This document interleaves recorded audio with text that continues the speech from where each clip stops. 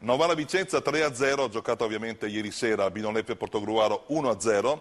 Ad Ascoli Cittadella batte Ascoli 1-0, Modena e Sassuolo 1-1, Padova-Pescara 3-1, Piacenza-Atalanta 3-2, Regina-Empoli 0-0, Siena-Crotone 0-0, a Torino Frosinone batte Torino 2-1, Varese-Triestina 4-0, Grosseto-Livorno è appena cominciata, alle 18 vi daremo ovviamente aggiornamenti nel corso di 90esimo.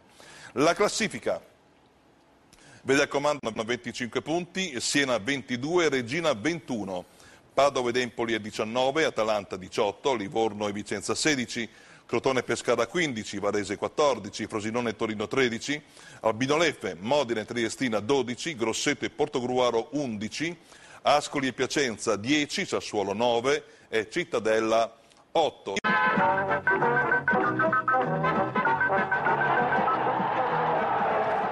De Salvo, il patron del Novara, cerca di restare con i piedi per terra e parla ancora di salvezza.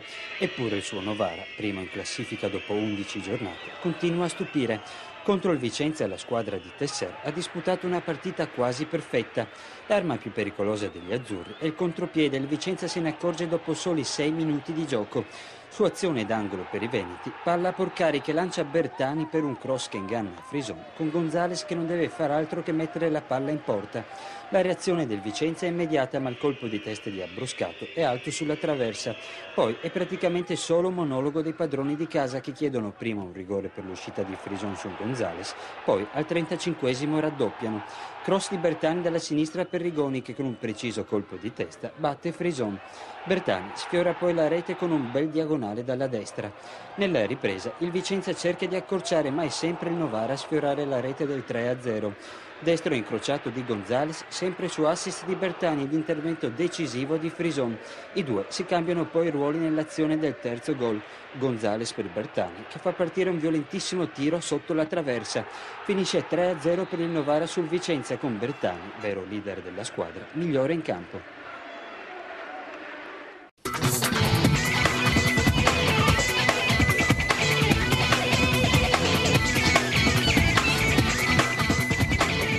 Un sogno da continuare ed un altro da cominciare. Aspettative simili, ma in realtà molto distanti, sono alla base dello scontro del Piola, in cui il Novara punta a mantenere una vetta storica, mentre il Vicenza vuole entrare nel giro delle grandi. Tesser non lascia spazio a sorprese, affidandosi al suo 11 tipo, inclusi i gemelli del gol Bertani Gonzales. Diverso l'atteggiamento di Maran, che rivoluziona il Vicenza nella struttura e cambia il vertice offensivo, scegliendo Tulli per Baclea ad affiancare Abbruscato. La solita partenza a razzo del Novara però chiude ogni discussione tattica, non potendo che lasciare spazio alla piena ammirazione per la macchina perfetta costruita da Tesser. L'azione che al sesto porta in vantaggio i padroni di casa è uno spettacolo di velocità, precisione ed essenzialità. La ripartenza orchestrata da Porcari è valorizzata dal fantastico stop and go di Bertani. Implacabile ed intelligente nel pescare Gonzales, che a Frison già saltato, non può che depositare in rete nella porta già sguarnita il gol del vantaggio. Le stracolme tribune del Piola possono dunque esplodere e coccolarsi il loro idolo, autore di ben 8 gol in appena 2 mesi di campionato. Stordito dall'autorevolezza piemontese, il Vicenza si affida ad Abbruscato per provare a rialzarsi. La girata di testa del bomber fa però il solletico al rientrante Uicani, che controlla la traiettoria a spegnersi a lato. Ciò che invece continuano ad incidere sono le armoniose trame offensive del Novara, che non sazio dell'immediato vantaggio, tenta di azzannare nuovamente la preda. Prima è Bertani a perdersi sul più bello, esitando troppo sulla buona uscita di Frison. Poi è invece Gonzales a rendersi protagonista di un episodio che merita di essere analizzato. Il geniale passaggio al volo di Motta lo lancia a tu per tu con il portiere avversario, che sembra atterrarlo nell'impeto dell'uscita. Da elogiare la reazione del centravanti di Tandil, che si rialza senza protestare. Ancor più degno di menzione è però quanto accade al 35esimo, quando i padroni di casa concretizzano l'ennesimo spietato raid offensivo, raccogliendo i frutti di quello che non è assolutamente un azzardo definire un vero e proprio show. Questa volta tocca a Rigoni vestire i panni del killer. Il centrocampista scuola Juve, pescato dalla pennellata di Bertani, punisce la distratta difesa biancorossa incornando alle spalle di un frastornato Frison la palla del 2-0. Ci pensa poi Bertani a far spellare le mani agli spalti con la pregevole giocata che sfiora il terzo gol e chiude la prima frazione. La ripresa si apre senza cambi tra gli effettivi, ma con un Vicenza molto più propositivo in avvio. Il nuovo atteggiamento degli uomini di Maran si traduce sul campo nella bella iniziativa di Gavazzi, che lavora alla grande il pallone prima di scaricarlo dal limite verso la porta avversaria, con un destro che crea qualche grattacapo ad Uicani. Quella che poteva sembrare solo un'impressione assume contorni più concreti una decina di minuti più tardi, con la serpentina di Abbruscato che chiude però troppo l'angolo del suo sinistro. È sufficiente però a far pervenire palla alla sua fantastica coppia gol, perché il Novara torni a disegnare sprazzi di grande calcio. Bertani intuisce il movimento di Gonzales e lo serve con un filtrante a pelo d'erba che l'argentino non è spietato nel trasformare in gol, soprattutto a causa della grande risposta di Frison.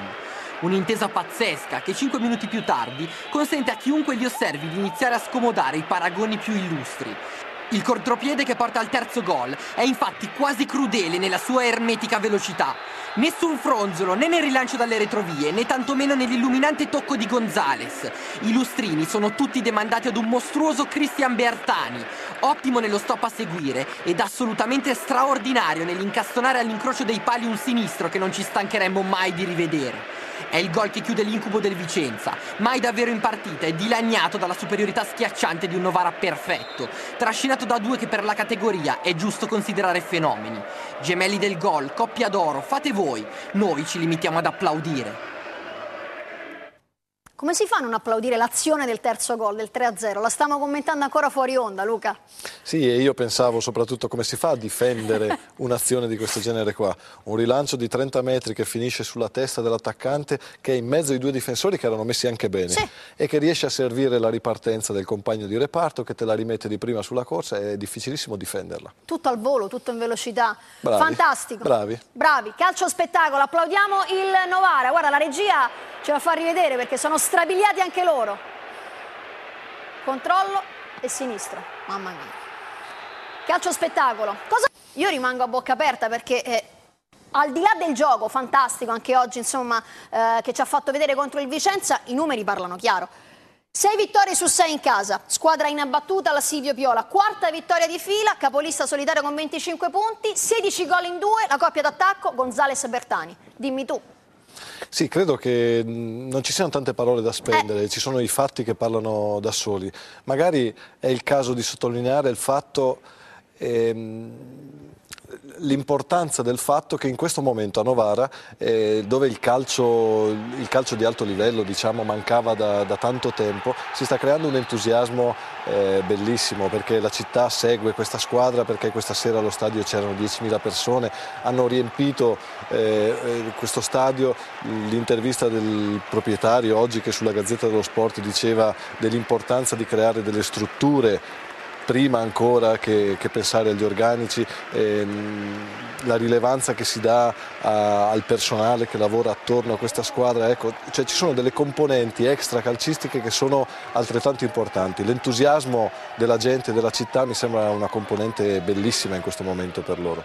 Viaggia sulle ali dell'entusiasmo, però viaggia sulle ali di un gioco che Attilio Tesser ha saputo dare alla squadra, perché vanno a una velocità doppia, con 3 passaggi sono in porta, giocano sempre palla a terra. Cioè è un bel vedere questo Novara al di là dei risultati, no? È un bel vedere, c'è stata una grande continuità tecnica fra il campionato vinto l'anno scorso in Lega Pro e questa squadra di Serie B che sta stupendo un po' tutti. È bello vederli giocare, è bello vedere l'intensità con cui giocano, la velocità con cui giocano. È difficile per le difese avversarie affrontare una squadra di questo genere che ha 2 attaccanti che non ti danno punti di riferimento e che hanno doti tecniche e di velocità che ti mettono in difficoltà. Rolando Maran, che è stato qui nostro ospite dello speciale Serie B, sabato scorso temeva in modo particolare Cristian Bertani e faceva bene. 2 assist, un gol fantastico. Questo è un giocatore che, se sta bene, finora è sempre stato bene, in queste prime 11 giornate fa la differenza. Guarda che gol, calcia con tutti e 2 i piedi. Sarò ripetitiva, però io ho scoperto davvero un grande giocatore. Forse per colpa mia che non seguivo Bertani l'anno scorso in Lega Pro in prima divisione. No, la realtà è che Bertani, sulla soglia dei 30 anni, è arrivato ad una maturazione, chiamiamola tardiva, è arrivato a realizzare tutte le qualità che aveva solo lasciato intravedere negli anni scorsi, nei 10 anni scorsi, è arrivato a realizzarle tutte insieme in una sorta di maturità calcistica, insomma un po' in ritardo, quindi la colpa non è tua e probabilmente la colpa è sua che non è riuscito ad esprimere prima queste qualità che evidentemente aveva. Perché riesce a meravigliarmi sempre di più, di giornata in giornata, quindi quando ho scoperto una cosa me ne fa scoprire altre, Cristian Bertani. Ti ha un po' deluso il Vicenza del tuo collega e amico Rolando Maran, che continua a confermare invece questa grande difficoltà in trasferta. Mentre è imbattibile il Novara in casa, in trasferta il Vicenza si conferma assolutamente fragile. Oggi è arrivata la quinta sconfitta. Sì, il fatto è che a me piacerebbe di più sottolineare i meriti del Novara, certo, che continua a vincere in casa e secondo me indipendentemente dalla qualità del manto erboso. Ma ne parliamo adesso. Il Vicenza ha cercato di rientrare in partita nei primi 15-20 minuti del secondo tempo. I primi 15 minuti ha avuto un paio di occasioni importanti. In una è stato molto bravo il portiere del Novara, nell'altra c'è stato un rimpallo che non ha permesso ad Abruscato, che aveva fatto un ottimo movimento in area, di riuscire a concludere e rimettere in partita il Vicenza. Poi nel momento in cui tu spingi e dai campo, come abbiamo detto, ad attaccanti velocissimi come quelli che ha il Novara, ti esponi al possibile contropiede e a un passivo sempre più pesante. Il sintetico non può essere una scusa, perché Maran me l'aveva confidato, il Vicenza si è allenato per tutta la settimana sul sintetico, quindi ha testato, no, tra virgolette, la diversità del terreno, per cui insomma non può essere, no, una scusa. Io ho sentito diverse opinioni molto interessanti di addetti ai lavori anche con grande esperienza. Siamo un po' divisi su questo fronte, è vero? Io ho sentito, mi sembra di ricordare Apolloni che fosse venuto qui dicendo che secondo lui era molto diverso giocare sul sintetico e che l'abitudine al sintetico, e anche altre persone allineate su questa opinione, che non mi trova d'accordo. Non mi trova d'accordo per il semplice fatto che non è che nella Serie B italiana, nelle 22 squadre che compongono la Serie B italiana, ci siano tutti green come nel campo da golf, perfetti, omogenei, dove giochi alla stessa temperatura, i rimbalzi sono uguali. Ogni campo è diverso, anche i campi in erba naturale sono tutti diversi uno dall'altro. Li trovi e ci giochi che il campo è durissimo, ci giochi che il campo è inzuppato, ci giochi d'inverno e alcuni sono con le zolle. Tutti i campi sono diversi uno dall'altro, insomma, quindi questo campo ha le sue caratteristiche, però è un campo assolutamente di primissima qualità e non credo che sia questa la questione che fa la differenza, anzi mi sentirei di dire che non lo è proprio.